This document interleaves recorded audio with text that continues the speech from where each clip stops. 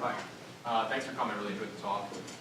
Two things. One, in regards to Medicare, I guess the most recent proposals that the Obama administration has made, they've said that they should let Medicare negotiate with the pharmaceutical companies, and that could save $400 million over the next 10 years. What role do you see that playing, and do you think politically we can get that done? And the second part was about the whole idea of bundling versus fee-for-service. My dad's a physician. He says he sees the private insurers already moving towards bundling in large scale. Yeah. Why is Medicare lagging, and what do you see happening there, both from a political perspective and a policy perspective going forward with Medicare? That's great. Both are great questions. So the private insurers are definitely, I mean, United Healthcare is bundling a whole variety of oncology payments. I mean, bundling is happening. Now, it's also happening to some degree within Medicare, and one of the reasons why private insurance companies are moving in this direction is they see the direction of Medicare policy and are kind of front-running it a little bit. I actually personally think bundling is more auspicious than the accountable care organization approach, because with the accountable care organization approach, the hospital is at risk if you have a heart attack or if you have some other kind of thing happen, whereas with bundling, you can kind of start with certain conditions, like once you have the heart attack, then I'm at risk following that for all the care you need.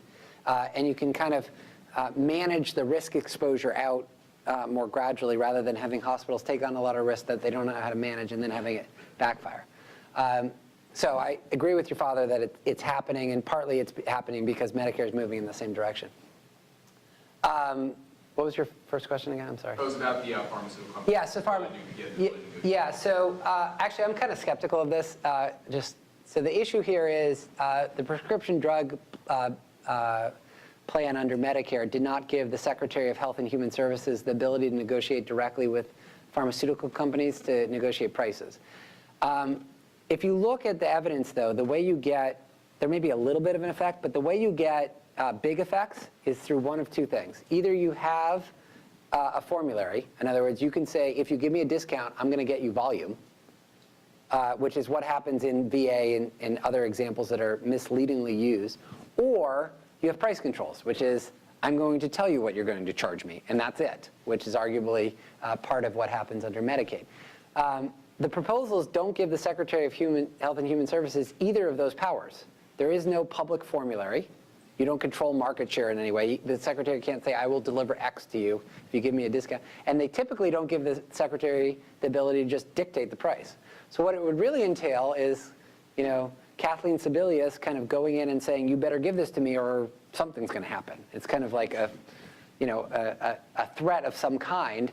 And it's just not clear to me. I mean, there'll be a little bit of concession just to, not be the outlier there. But unless you give the Secretary one of those two tools, you're not doing that much. I just follow up briefly. In terms of price controls, I guess one major concern a lot of people argue is if you set price controls, you say, we're only going to pay 90% of what you pay in the private market, that there'll be much less incentive for drug companies to innovate. Yeah. How do you see that playing in? Like, at what point do you see that, what threshold do you see as being a really important cutoff point?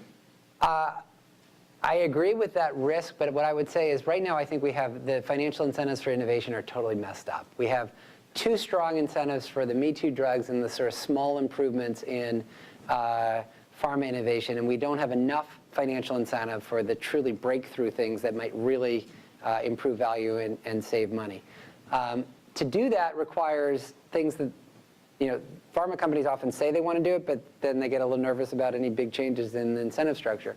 I think we should be differentiating new drugs in the way that, and I hate to say it, but for example, France does, where you're in different reimbursement zones depending on how big of a improvement in value there is. And, to have a tiny, tiny improvement in,